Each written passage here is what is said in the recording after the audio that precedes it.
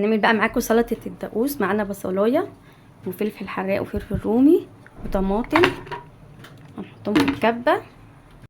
هنا بقى الطماطم والبصل والفلفل، هي بيتحط لها التوم بس احنا مش بنحب التوم فمش هحط عليها توم.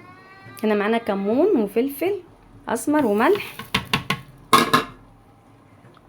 معانا عصير ليمون، ليمونتين كبار كده حلوين،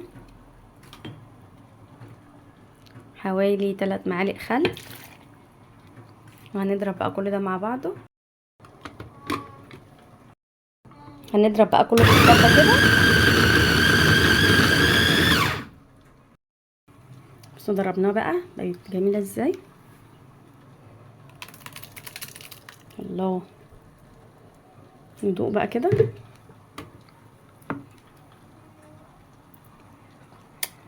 حلو بس عايزه شويه ملح. اظبط ملحها بقى وكده تبقى جاهزه نحطها في التلاجة عشان لازم تبقى ساقعه.